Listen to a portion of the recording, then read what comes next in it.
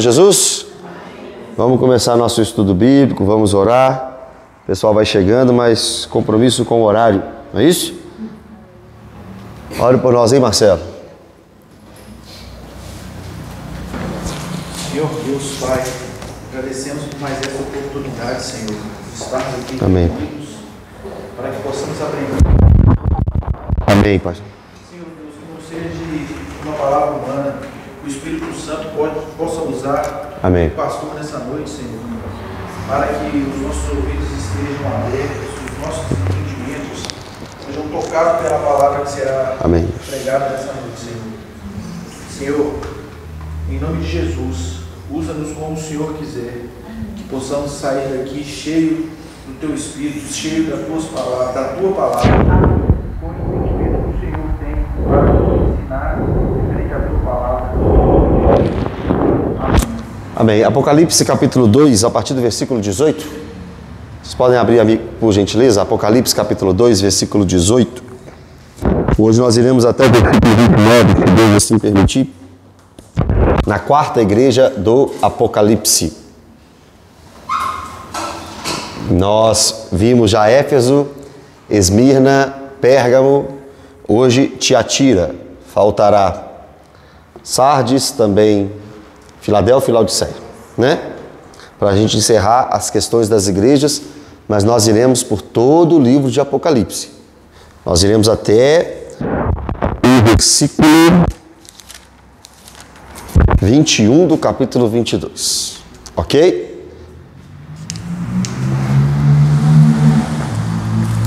Cada igreja uma peculiaridade, né? A igreja de Éfeso tinha uma boa doutrina, mas tinha abandonado o primeiro mandamento, o primeiro amor. A igreja de Esmirna, só elogio. Era uma pobre na terra, mas rica no céu. A igreja de Esmirna sofreria muito, passaria até por prisões, mas uma promessa muito grande para aquela igreja: ser fiel até a morte e dar-te-ei a coroa da vida. A igreja de Pérgamo, assunto da quarta passada, que o pastor Pedro deu estudo, guardava o nome do Senhor, não negava o nome do Senhor, mas aceitava doutrinas de Balaão e dos Nicolaitas, né? Balaão, aquele homem que lá no livro de Números tentou amaldiçoar o povo de Deus, não conseguiu, mas ensinou a Balaque como vencer o povo de Deus, infiltrando mulheres de outros povos no meio do povo de Deus e assim levando o povo de Deus, por causa desses relacionamentos ilícitos, a praticarem idolatria. E os Nicolaitas, falamos sobre eles na igreja de Éfeso também, né? Já falamos também sobre os Nicolaitas na igreja de Éfeso. Será que eram os seguidores de Nicolau, um diácono que apostatou? Aquele lá de Atos 6, será que é isso? Talvez não. A ideia dos Nicolaitas também pode dizer respeito a homens que levavam a vida de forma na sua prostituição, na sua vaidade, na sua luxúria, homens que falhavam, né, quanto à santidade. E hoje agora a igreja de Tiatira, e o versículo 18 diz assim, olha, Apocalipse 2:18, ao anjo da igreja em Tiatira escreve. Tiatira era uma cidade importante porque ela foi uma base militar do Império Romano no primeiro século. Mas Tiatira também fica muito conhecida na Bíblia, porque Tiatira é a cidade daquela mulher de Atos 16, de Lídia. Você vai lembrar que na segunda viagem missionária, quando Paulo chega em Filipos, ele encontra uma mulher chamada Lídia, vendedora de púrpura. E lá no versículo 14 do capítulo 16 de Atos, a Bíblia diz que Deus abriu o coração de Lídia para que ela pudesse receber aquilo que Paulo pregava, mostrando para nós que a salvação é tão somente uma obra divina. Você não pode abrir o seu coração para a palavra. Depois que Deus abre o seu coração para a palavra, é que você abre a sua mente, o seu entendimento para a palavra. Ou seja, a primeira parte, a ação de te ressuscitar, vem de Deus. Se você está morto em seus delitos e pecados, como você vai abrir o seu coração? Mas se Deus abre o seu coração naquilo que chamamos de regeneração, aí você atende o chamado de Deus, arrepende dos seus pecados, crê no Senhor Jesus e é salvo, mas a salvação vem de Deus. E o anjo aí, você sabe muito bem que é o pastor da igreja, é o mensageiro. Anjo é mensageiro. E o Apocalipse no capítulo 1, no capítulo 2 e no capítulo 3 chamam os pastores de estrelas da igreja, aqueles que guiam, e anjos, aqueles que são mensageiros. Hoje, pastor de anjo não tem nada, né? Mas a ideia não é anjinho, santinho, não, é mensageiro. E de estrela tem demais, né? Tem muitos pastores hoje que se tornaram estrelas. Infelizmente, está errado, porque o pastor deveria ser apenas mais um. Eu sei que o Vitor brincou, né? Eu sei disso, com o Pedro, falando assim, lugar de pastor é aqui na frente. Não, lugar de pastor é qualquer lugar da igreja, servindo, trabalhando, fazendo a obra. Não é isso? Então, anjo e estrela é para pastor. Tiatira, essa cidade que eu informei vocês aí alguns detalhes. Agora, olha, ao anjo da igreja de Tiatira escreve. É interessante que Deus vai corrigir a igreja de Tiatira. Primeiro ele vai elogiar, depois ele vai corrigir. Mas primeiro, essa correção vem para o pastor. Jesus quer dar uma informação à igreja de Tiatira. Ele passa essa informação ao pastor. Você lembra do capítulo 1, que foi desse jeito que chegou a revelação a João. Jesus dá a revelação ao anjo.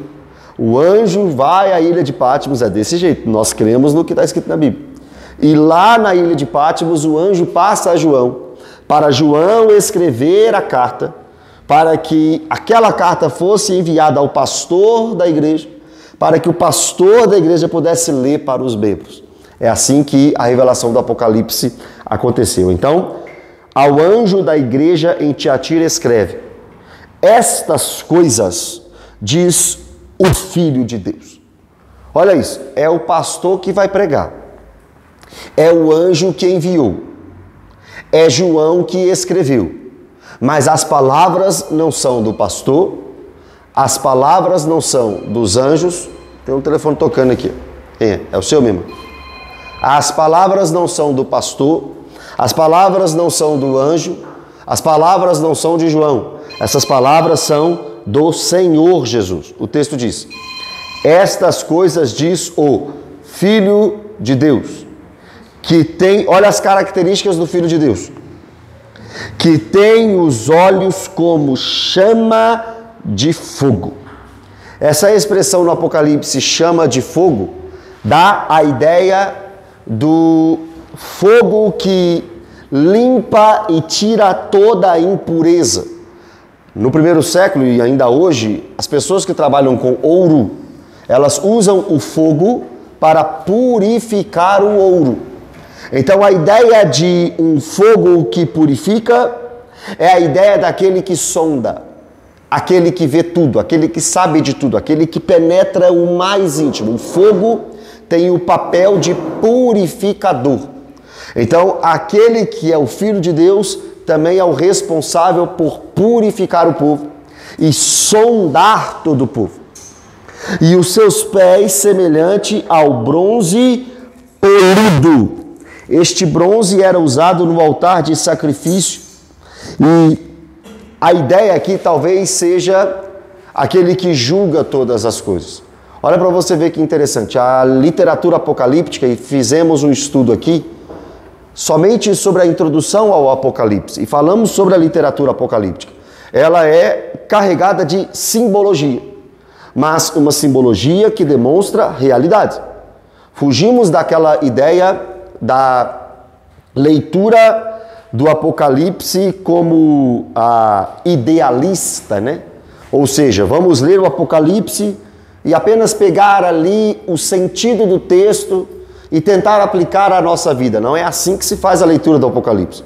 Nós acreditamos que sim, muita coisa é simbólica, mas que demonstra realidade. Ou seja, tudo que é escrito no Apocalipse é uma realidade, mas através de símbolos. Um exemplo disso é a besta do mar, por exemplo. Não existe besta que sai do mar. Isso é uma visão. Mas a besta que sai do mar, Apocalipse 13, baseado em Daniel 7, é um símbolo de um sistema político contra o povo de Deus. Porque lá em Daniel 7, os animais que Daniel vê são impérios, né? O leão é a Babilônia, o urso é a Pérsia, o leopardo é a Grécia e o quarto animal terrível é Roma. Então, os símbolos estão no texto e cabe a nós interpretar cada um desses símbolos de acordo com o que a Bíblia fala. Talvez é possível, pode ser que sim, que esse bronze polido diz respeito a juízo divino. Olha que interessante, aquele que tudo sonda é aquele que vai julgar todos os homens. Se ele sonda, se ele conhece, se ele penetra, se ele purifica, ele pode julgar com propriedade. É esse que está escrevendo, ou melhor, que está falando para a igreja de Tiatira, o Filho de Deus, aquele que sonda cada coração, aquele que vai julgar todos os homens. E ele começa dizendo, conheço as tuas obras. Lá no capítulo 2, versículo 2, ele também fala isso, conheço as tuas obras. No capítulo 2, versículo 9, ele diz, conheço as tuas tribulações, a tua tribulação. No capítulo 2, versículo 13, ele diz, conheço o lugar que habitas. No versículo 19, conheço as tuas obras. Capítulo 3, versículo 1, conheço as tuas obras. Capítulo 3, versículo 8, conheço as tuas obras. Capítulo 3, versículo 15, conheço as tuas obras. Ele começa todas as cartas dizendo, eu conheço as tuas obras. Para algumas é algo negativo, para outras algo positivo. Eu conheço, eu sei. É o que tudo sonda, é o Deus Todo-Poderoso. É Jesus, onisciente, onipresente, onipotente. Se você for comigo para o capítulo 5, eu já citei esse exemplo, do versículo 6, no versículo 6, você percebe as características dos atributos incomunicáveis de Deus em Jesus. Quando o texto diz que ele tem 7 chifres, é um símbolo, ou seja, ele tem todo o poder. 7 é o símbolo de perfeição. Chifre na Bíblia é poder. Apocalipse 5, versículo 6. Ele é o Todo-Poderoso. Ele tem também 7 olhos, ele tudo vê, ou seja, ele é onisciente.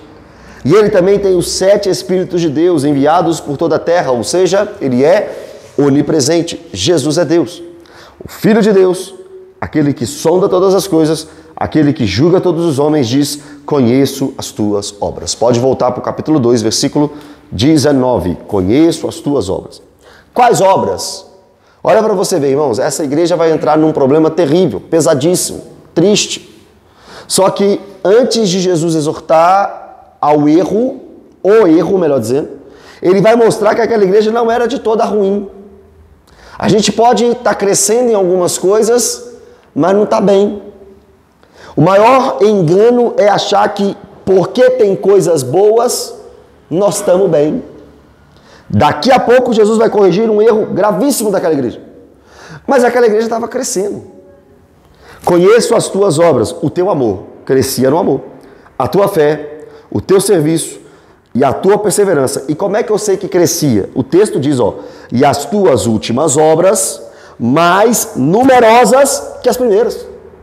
Então aquela igreja estava crescendo em amor, crescendo em fé, crescendo em serviço e crescendo também em perseverança.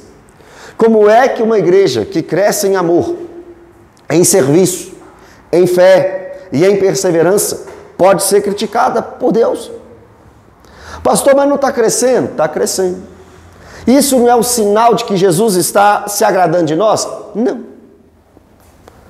Isso não é um símbolo de que as coisas estão caminhando certas? Não. Nem sempre. Você pode aumentar as suas obras, mas nem sempre agradar a Deus.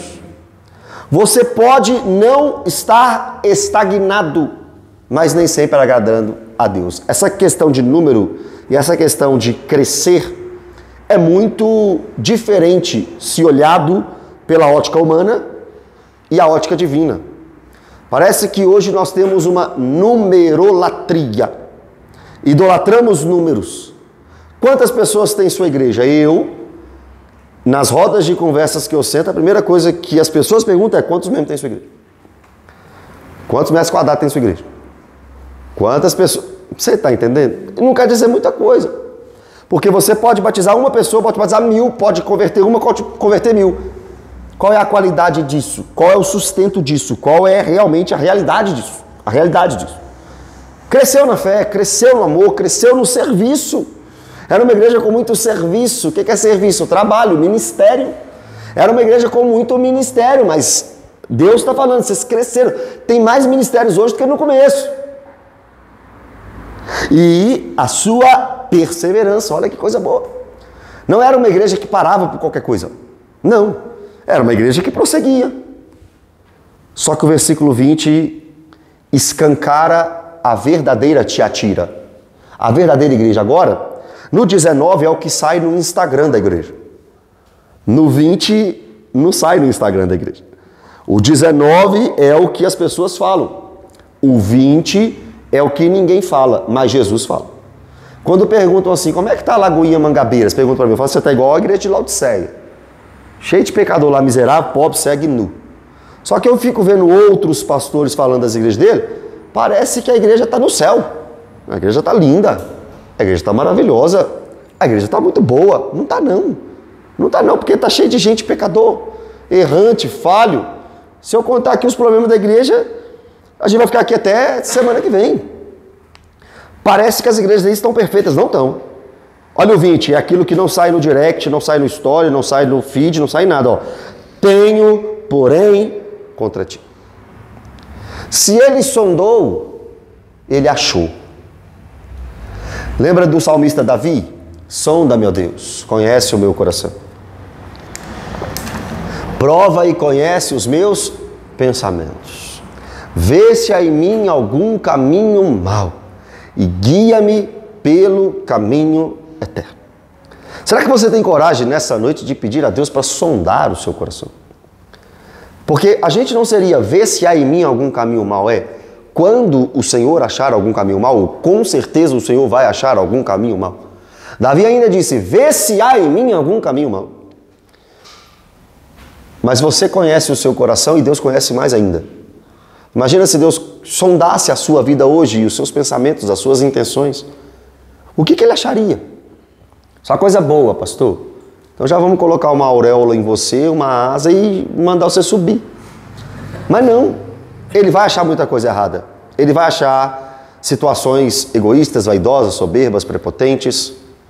Ele vai achar adultério, ele vai achar assassinato. Ele vai achar um monte de coisa. Porque ainda não fomos glorificados. Com relação ao pecado, nós já fomos justificados. Não temos culpa pelo pecador, porque Jesus pagou pela nossa culpa. Só que ainda nós não fomos livres da presença do pecado. E seremos livres da presença do pecado somente na glorificação do nosso corpo. Né? Ainda somos livres da culpa do pecado, mas ainda não da presença do pecado. Então ele vai achar coisas ruins. Essas motos deviam ser proibidas. Eu moro num prédio assim que dá de frente a uma avenida. E a avenida é o dia inteiro essas motos. Misericórdia. Tenho, porém, contra ti... Agora, olha o pecado daquela igreja, irmão. Uma igreja, olha isso. Uma igreja que cresceu na fé, no amor, no serviço e na perseverança. Olha o que essa igreja aceitava. Qualquer coincidência, qualquer semelhança não é mera coincidência com a nossa igreja. Ó, tenho, porém, contra ti o tolerares que essa mulher, Jezabel, que a si mesmo se declara profetiza, não somente ensine, mas ainda seduza os meus servos a praticarem a prostituição e a comerem as coisas sacrificadas aos ídolos. Olha o que estava acontecendo na igreja de Tiatira. Tinha fé, tinha amor, tinha serviço e tinha perseverança. Só que Jesus tinha algo contra aquela igreja. O quê?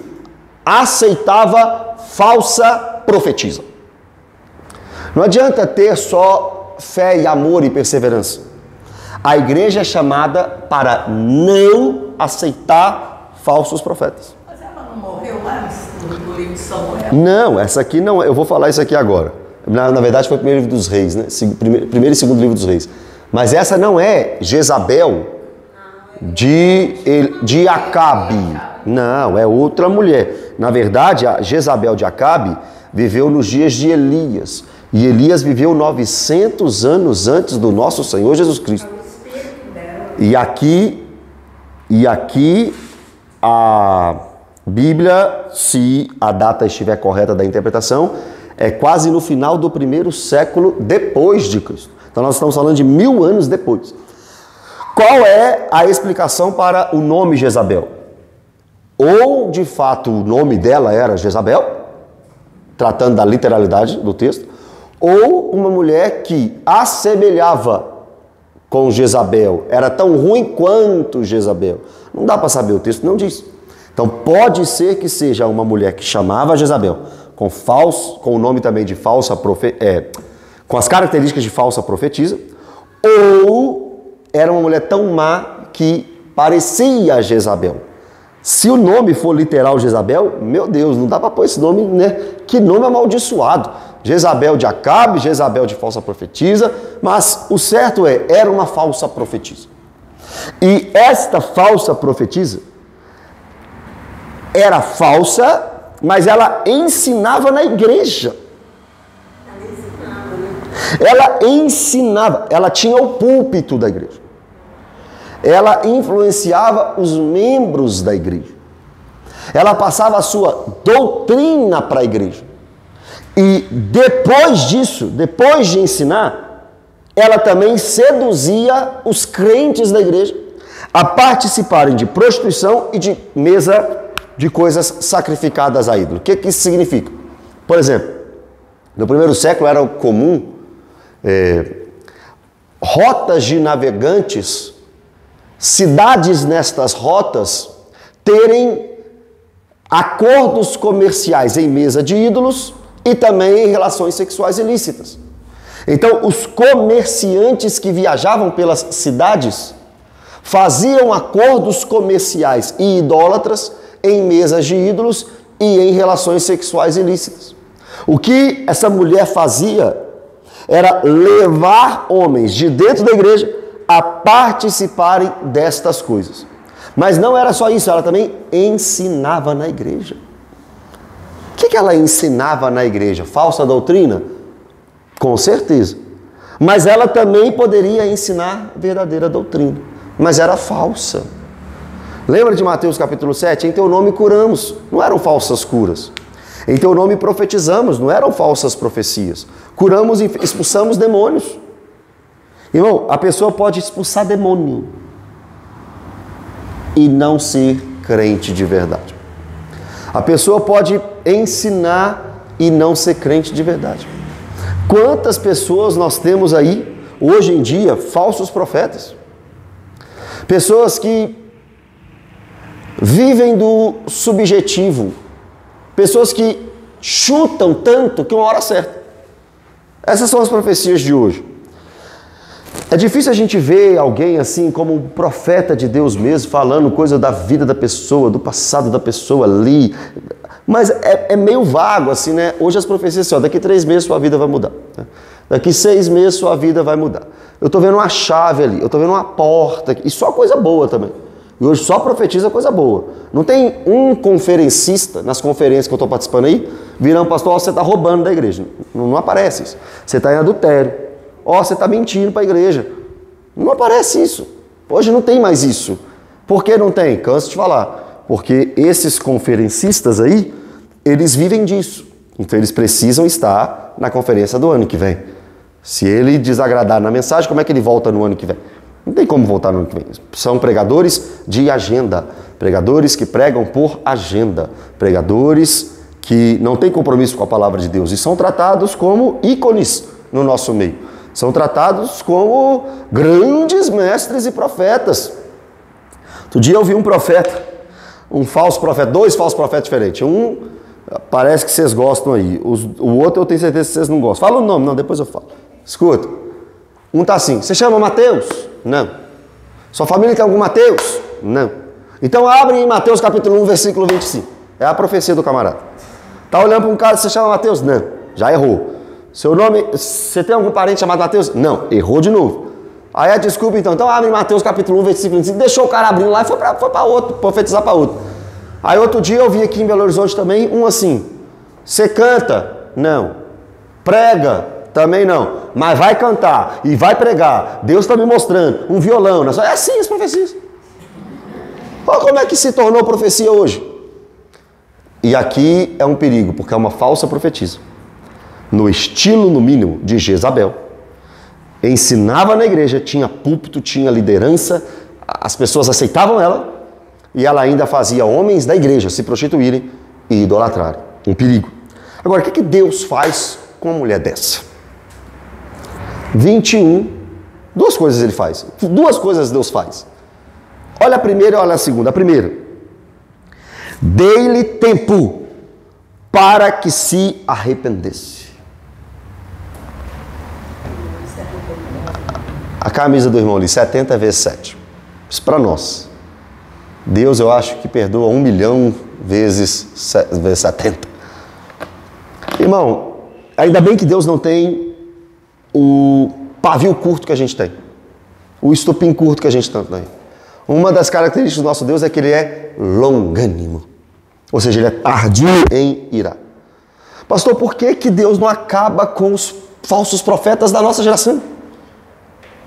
Dei-lhe tempo para que se arrependesse. Por que é que Deus permite tanta profetada no nosso meio? Dei-lhe tempo para que se arrependesse.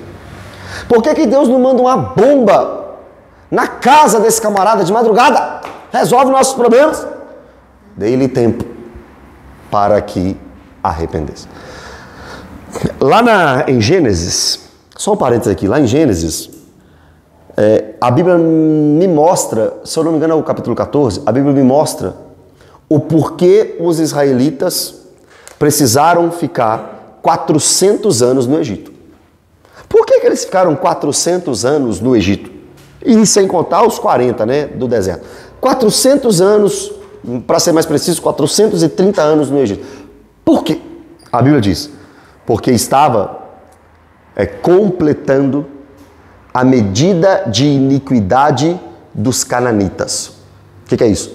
Deus estava esperando a hora certa de julgar o povo cananeu.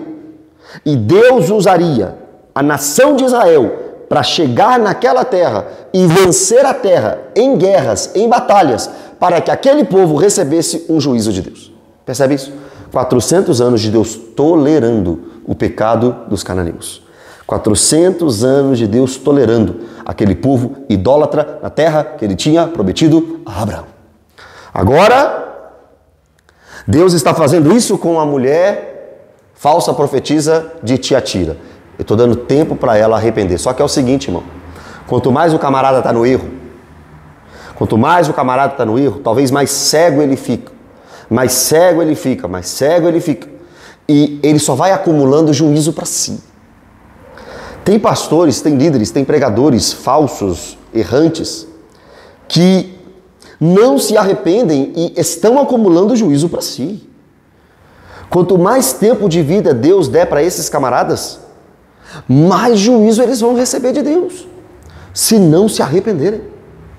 Imagina tudo o que a gente vê de errado hoje em dia, tudo que a gente vê de errado na igreja, tudo que a gente vê de errado nesse mundo, imagina tudo isso. Não vai ficar impune. Não vai ficar impune. O que estão fazendo com a igreja não vai ficar impune. Eu não quero ser o próximo. E eu também não quero estar na pele desses camaradas quando Deus vier com juízo. Tem gente achando que é dono da igreja, não é. Tem gente achando que manda na igreja. Não manda. Mais uma vez, e talvez precisaremos falar isso por todo o estudo de Apocalipse, o capítulo 1,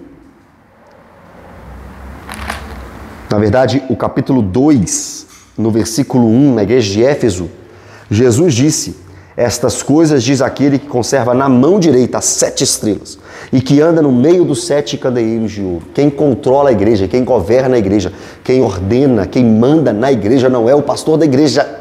Quem manda na igreja é Deus.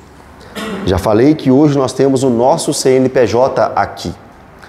Até quando, Pedro? Até no início do ano, meio do ano, não sei, nós éramos ligados à Lagoinha Savassi, né? Hoje nós temos o CNPJ da igreja. Está ali o nosso presidente, agora a gente só chama ele de presidente, né? Pastor Pedro é o presidente da nossa igreja, do CNPJ, eu sou o vice-presidente, tem o tesoureiro, tem isso, tem aquilo, tem aquilo outro. Mas nós não mandamos em nada. Quem manda nessa igreja é Deus. Quem manda na igreja é Deus. E por que os homens fazem o que fazem então com a igreja de Deus? Dê-lhe tempo para que se arrependesse. Dê-lhe tempo para que se arrependesse. Agora, irmãos, olha o versículo 21, parte B. Ela, todavia, não quer arrepender-se da sua prostituição.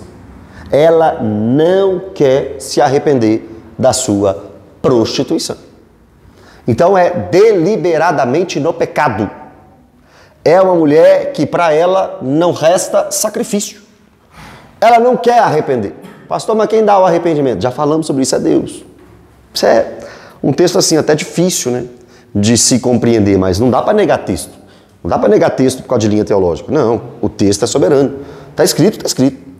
Quem dá o arrependimento é Deus.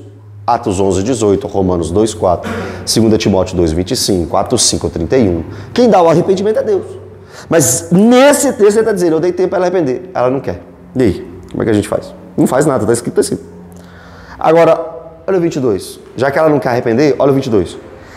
Eis que a prosto de cama. Isso é Deus. Como é que o povo pinta Deus hoje? Ah, Deus vai te aceitar do jeito que você é. Pode ficar do jeitinho que você está, não tem problema não. Ah, não, Deus não está preocupado com isso não. Deus só quer o seu coração. Já viu isso? Deus só quer o seu coraçãozinho. Pode ficar tranquilo lá no pecado. Não, não é assim não. Olha o que Deus falou para a mulher. Não vai arrepender não? Então aprosto de cama. Em vida, Deus está punindo ela. E não seria muito...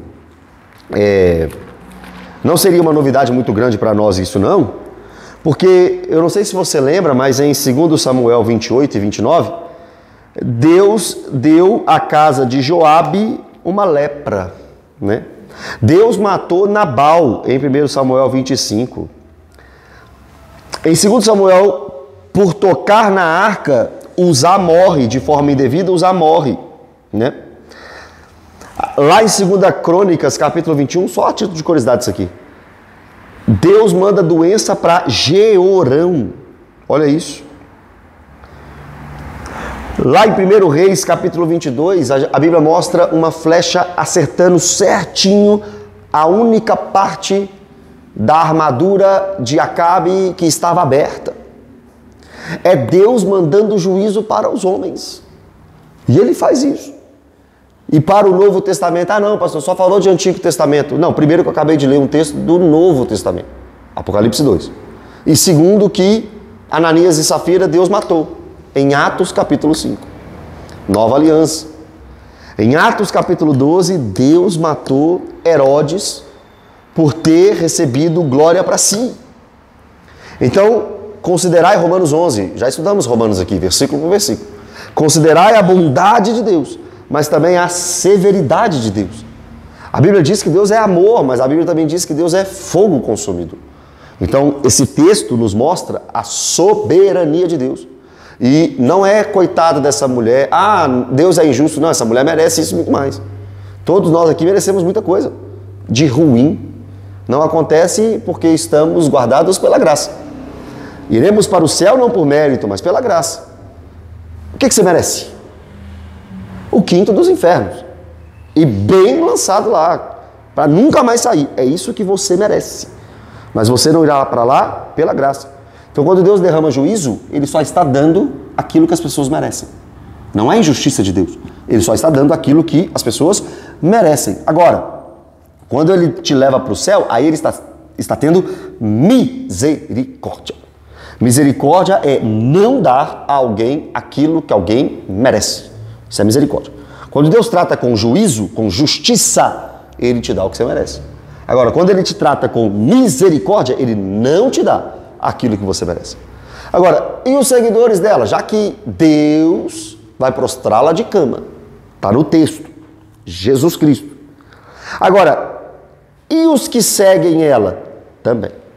Bem como em grande tribulação, os que com ela adulteram, caso não se arrependam das obras que ela incita.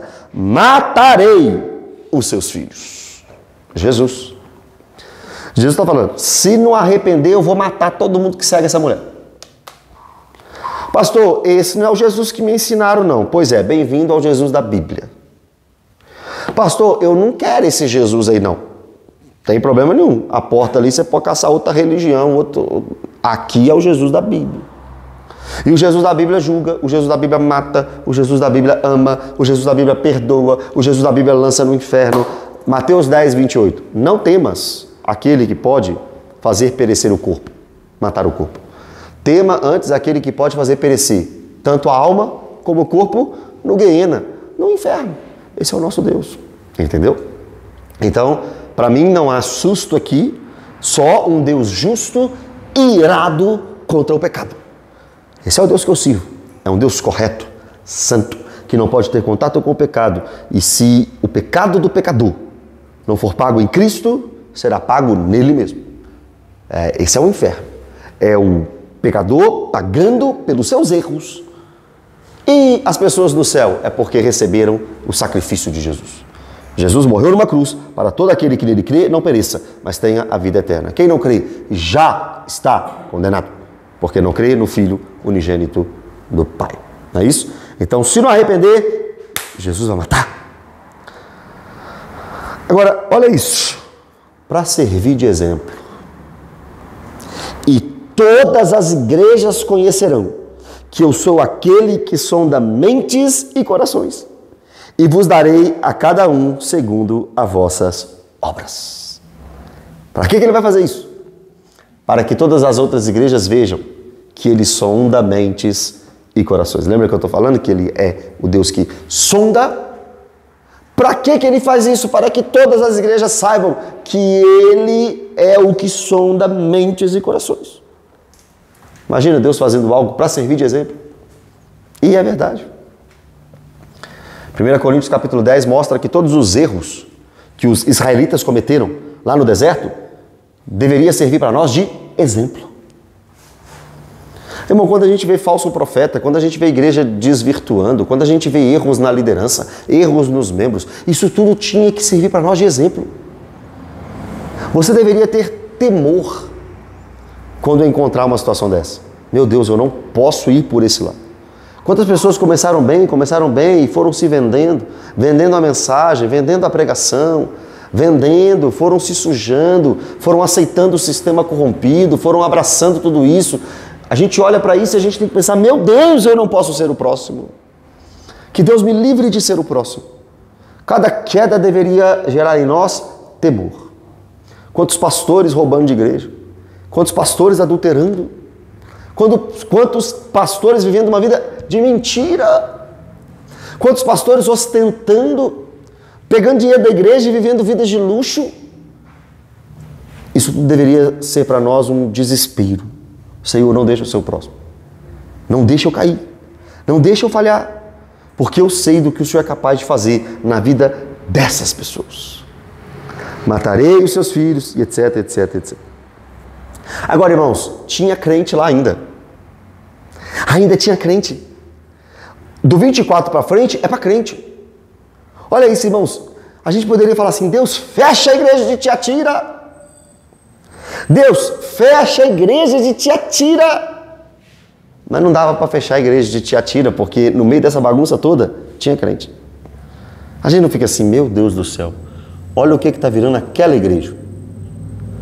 Por que Deus não acaba com aquela igreja? Porque ainda tem crente lá. Porque ainda tem gente que quer fazer a coisa certa. Porque ainda tem pessoas com o coração inclinado para a obra. Digo, todavia, a vós outros, versículo 24, os demais de Tiatira. Tinha uns lá em Tiatira que seguiam Jezabel, mas não era todo mundo. Irmão, tem gente que segue Jezabel, mas não é todo mundo. Tem gente que se vendeu, mas não é todo mundo. Tem gente que se corrompeu, mas não é todo mundo. Tem gente que está seguindo falso profeta Jezabel, mas não é todo mundo. Digo, todavia, não põe todo mundo no mesmo balaio. Ah, igreja tal, igreja Lagoinha, tudo assim. Não põe no mesmo balaio. Igreja Deus e Amor, é tudo assim. Não põe no mesmo balaio. Assembleia de Deus, é tudo assim. Não põe no mesmo balaio. Digo, todavia, a vós outros, os demais de Tiatira. Há tantos quantos não têm essa doutrina e que não conheceram, como eles dizem, as coisas profundas de Satanás. Presta atenção nisso aqui. Essa falsa profetisa estava levando homens a pecarem no corpo. Só que existia uma doutrina até parecida com a dos nicolaítas no primeiro século, que era a ideia de tudo aquilo que você faz com o seu corpo não é pecado. Porque, na verdade, o que Deus se importa é com a sua parte imaterial, com o seu espírito. Então, se aquilo que você faz com o corpo não é pecado, você está livre para fazer tudo. E mais, para conhecer as profundezas do seu adversário, você tem que imitá-lo. Essa era a ideia. Então, se tudo aquilo que dizem ser errado for errado mesmo, experimenta para saber se é errado. Vive uma vida de prostituição para saber se é errado. Vive uma vida de mentira para saber se é errado. Vive uma vida de roupa para saber se é errado. Assim que eles faziam. Então, para quem não seguia isso, Jesus tinha uma promessa. Para quem não seguia o início de uma heresia chamada gnosticismo, para quem não seguisse os ensinos de Jezabel, para quem não se misturasse com os pecados do corpo, para quem não idolatrasse, para quem não vivesse assim, outra carga não jogarei sobre vós. Tão somente conservai o que tendes até que eu venha. Para vocês que não se corromperam, para vocês que não se venderam, eu não vou pôr mais peso. Jesus está falando. Eu não vou dificultar o jugo. Eu não vou pressionar vocês. Somente guarda ou conserva o que tens. Somente em outra carta, né? Guarda o que tens, para que ninguém roube a sua coroa. Em outra carta aqui, dessa do Apocalipse mesmo, tem que ver qual que é aqui.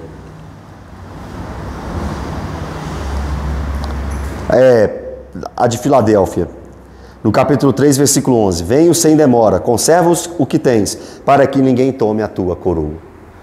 Olha o que Jesus está dizendo aqui. Tão somente conservai o que tendes até que eu venha. Não se misture com Jezabel até que eu venha. Não se corrompa até que eu venha. Não viva uma vida de pecado até que eu venha. Se santifique até que eu venha. Não siga os falsos exemplos até que eu venha. Não se misture com essa gentalha até que eu venha. Pastor, vai se misturar com os outros? Vou não, até que ele venha. Pastor, vai fazer o que todo mundo está fazendo? Não posso. Pastor, vai seguir os trilhos dos corruptos? Não posso. Por que não? Porque eu tenho que conservar o que ele me deu até que ele venha. Versículo 26. Ao vencedor. Quem é o vencedor hoje numa igreja evangélica? É o que parou o carro importado ali. 2025.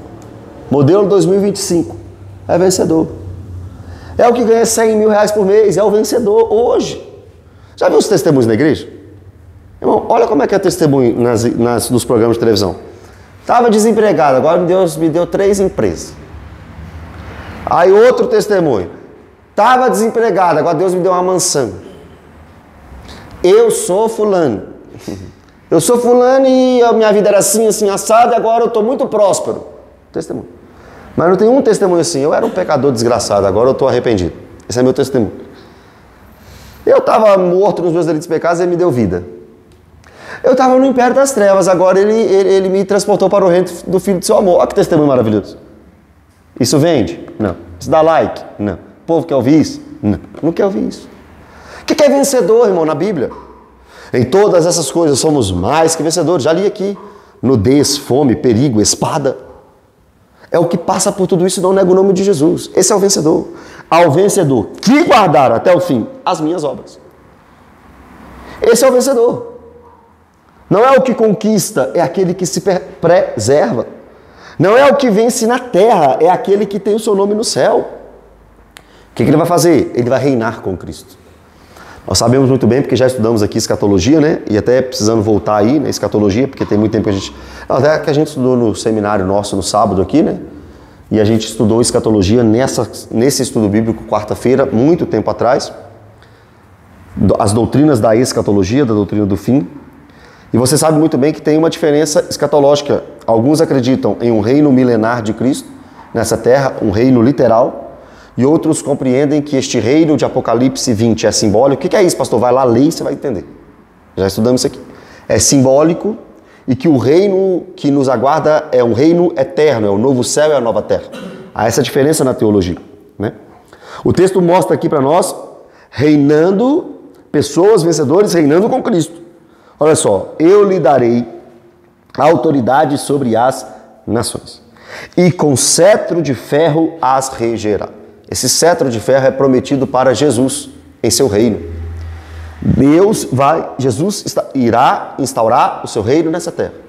Milenar ou já no novo céu e nova terra? Esse é o debate. Eu compreendo já no novo céu e nova terra. Mas é um debate, né?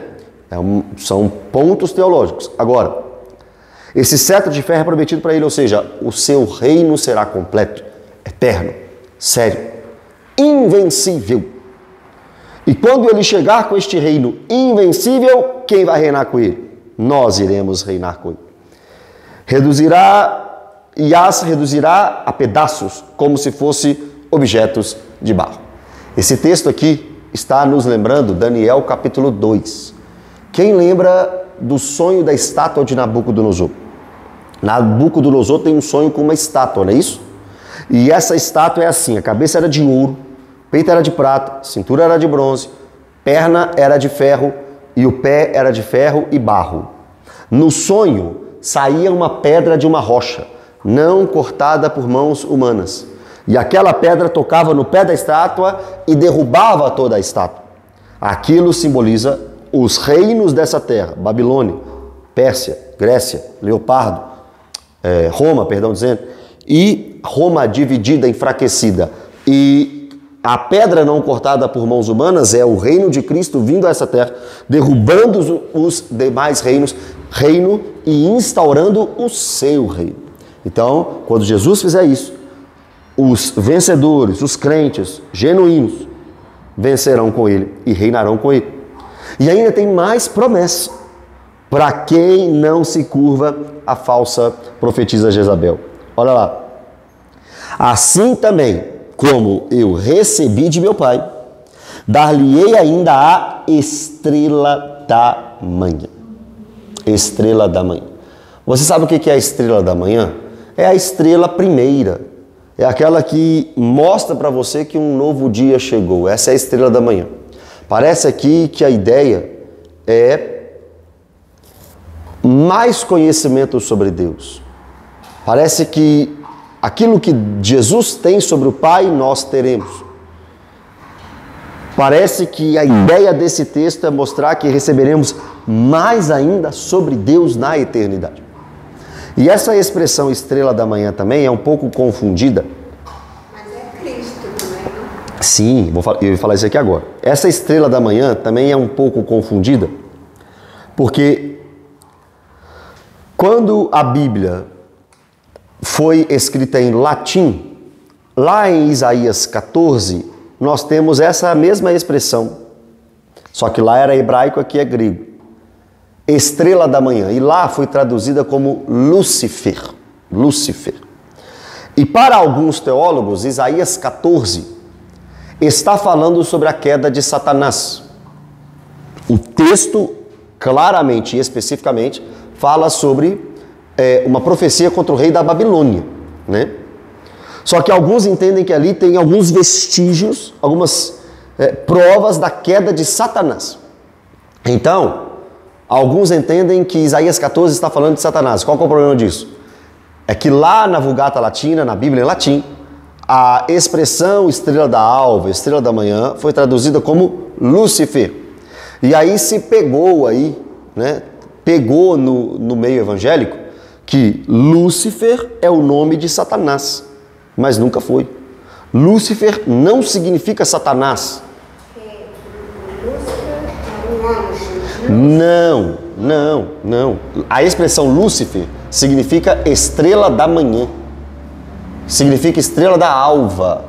Estrela que brilha. Não significa Satanás. O nosso adversário tem dois nomes. Que é um, na verdade, né? Em hebraico e em grego. Satã, Satanás, e diabo.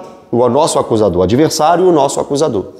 A expressão Lúcifer não é nem hebraica nem grega. É latina. E a Bíblia não foi escrita em latim. A Bíblia foi escrita em hebraico e em grego. Em hebraico, Satã. Em grego, diabo. Essa expressão Lúcifer é a tradução em latim da expressão estrela da manhã. Qual é o problema de chamar Satanás de Lúcifer? Primeiro, porque Isaías 14 não temos certeza se lá fala de Satanás. Segundo, porque é uma tradução do hebraico para o latim.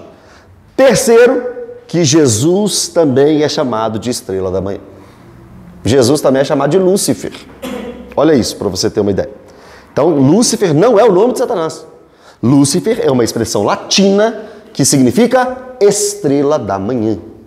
Apocalipse 2:28, que é esse aí que eu estou mostrando para vocês, e Apocalipse 22:16 também chama Jesus de estrela da manhã. Por isso que cantamos, és a nossa estrela da manhã. Quem lembra dessa música? Imagina se chegarmos aqui, és o nosso Lúcifer. Você acha que vai ficar bem? Não vai, porque todo mundo acha que Lúcifer é nome de Satanás, mas nunca foi e nunca será. Lúcifer simplesmente significa estrela da manhã, ok? Aí terminando, a gente tem aí o versículo 29 que mostra que isso é para todos nós, né? E para as igrejas da Ásia Menor e também para nós. Quem tem ouvidos, ouça o que o Espírito diz às igrejas. É claro que as igrejas aqui são as igrejas do Apocalipse. Éfeso, Esmirna, Pérgamo, Tiatira, Sardes, Filadélfia, Laodiceia, mas que também servem como aplicações para nós. Quem tem ouvidos, ouça o que o Espírito diz às igrejas. Tudo isso serve como ensinamento para nós no dia de hoje. Amém, meus irmãos? Glória a Deus por isso, então. Alguém tem alguma pergunta? Alguém tem alguma dúvida? Faltam 8 minutos. Então, Tiatira teve amor, fé, serviço e persistência. Exato. E mesmo assim aceitava a falsa profetisa. Ela tolerou a minoridade. Esse é o resumo da igreja. É o resumo da igreja de Tiatira. Pode crescer o tanto que for. E mais ou menos, assim, qual época que ela se acha assim, em toda a história da humanidade? Não, eu não gosto disso aí. As pessoas falam assim, ah não, a Tiatira é porque tem pessoas. Tem pessoas que colocam. Assim, estamos numa época de Isso. Não, sabe por que eu não gosto disso? Porque essas igrejas estão muito bem estabelecidas num tempo, primeiro século. Éfeso, Esmirna, Pérgamo, Tiatira, Sardes, Filadélfia, Laodiceia. É isso que nós temos na Bíblia. Essas igrejas foram igrejas enquanto João exercia o seu ministério. Ah, nós estamos no período da igreja Tiatira. De onde que eles tiraram isso? Ah, não, é porque esse tempo parece a igreja de Tiatira. Parece todas. Parece todas. Desde que eu nasci, desde que eu converti, parece que eu estou na Laodiceia. O tempo todo. Eu só não me vi ainda na igreja de Esmirna, que só merece elogio. Eu nunca frequentei nenhuma Filadélfia, que só merece elogio. Até hoje na minha vida eu só frequentei a igreja que merece elogio e crítica. Elogio e crítica, né? Então esse negócio de qual o tempo, isso é uma interpretação muito forçada do texto bíblico. Amém?